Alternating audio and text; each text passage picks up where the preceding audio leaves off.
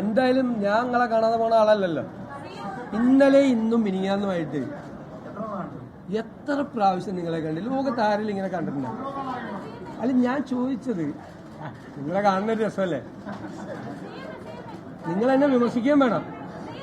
നിങ്ങളെ വിമർശിക്കുകയും വേണം, തെറ്റുകളെ ചൂണ്ടിക്കാണിക്കുകയും വേണം. നിങ്ങൾ തെറ്റുകൾ ചൂണ്ടിക്കാണിച്ചാൽ നമ്മളത് തിരുത്തും. ഞാൻ പറഞ്ഞു, കേരളത്തിലെ മുഖ്യമന്ത്രി ആകാൻ പോകുന്നയാൾ വിമർശനത്തിന് അതീതനല്ല. വിമർശിക്കണം, പക്ഷേ ആകാശത്ത് നിന്ന് വാർത്തയുണ്ടാക്കരുത്. വാർത്തയുണ്ടാക്കി കഴിഞ്ഞാൽ ഞാൻ പിന്നെ അതിനെന്തിനാ മറുപടി പറയണം? നിങ്ങൾ സത്യസന്ധമായും വിമർശനാത്മകമായും നാട് നന്നാകണം എന്നുള്ള ആഗ്രഹത്തോടു കൂടി നിങ്ങളുടെ ഇടപെടലുകളെ സ്വാഗതം ചെയ്യും, നിങ്ങളുടെ വിമർശനങ്ങളെ സ്വാഗതം ചെയ്യും. കറക്റ്റ് ചെയ്യാൻ പറ്റാവുന്ന കാര്യങ്ങൾ കറക്റ്റ് ചെയ്യും. മാധ്യമങ്ങൾ ഒരു കറക്റ്റീവ് ഫോഴ്സായിട്ട് കൂടി മാറണം എന്നുള്ള അഭിപ്രായക്കാരനാണ്. അല്ലാതെ എല്ലാ ദിവസവും ഇപ്പോൾ 2-3 ദിവസമായിട്ട് നല്ല എന്നെക്കുറിച്ച് നല്ല എനിക്ക് ഭയങ്കര രസമുണ്ട്. രാവിലെ ആകുമ്പോൾ നല്ല വാർത്തകളാണ്. എപ്പോഴും അങ്ങനെ ആയിരിക്കില്ല എന്ന് എനിക്കറിയാം. യാഥാർത്ഥ്യബോധമില്ലേ? നമ്മൾ രാഷ്ട്രീയ പ്രവർത്തകരില്ലേ, യാഥാർത്ഥ്യബോധമുണ്ട്. വിമർശനങ്ങൾ വരും, അപ്രിയങ്ങളായ ചില തീരുമാനങ്ങൾ എടുക്കേണ്ടി വരും, അല്ലേ? നാടിന്റെ നന്മയ്ക്ക് വേണ്ടി, നാടിന്റെ പുരോഗതിക്ക് വേണ്ടി ചിലപ്പോൾ അപ്രിയങ്ങളായ തീരുമാനങ്ങൾ എടുക്കേണ്ടി വരും. അപ്പോൾ അതൊക്കെ നമുക്ക് ഗംഭീരാക്കാം. നിങ്ങളെല്ലാവരും കൂടി സഹകരിക്കണം. നിങ്ങൾ ആലോചിക്കണം, ഒരു പുതുയുഗ കേരളത്തിന് തുടക്കമിടാൻ വേണ്ടിയിട്ടാണ് UDF വരുന്നത്.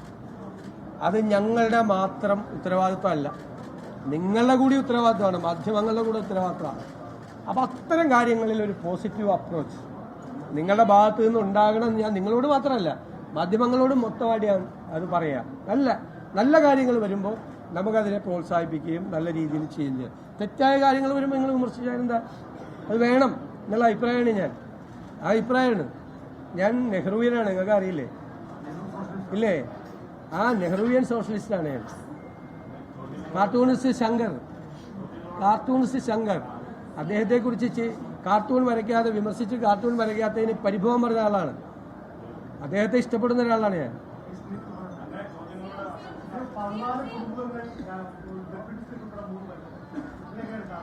അതല്ലേ, ഞാനത് പറഞ്ഞു.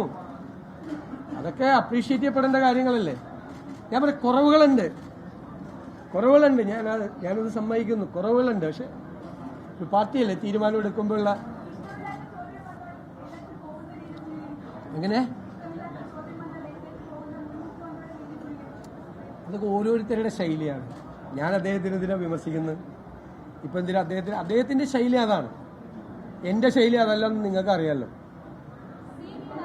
ഞാനതിൽ നിന്ന് സംസാരിക്കില്ല നിങ്ങളോട്.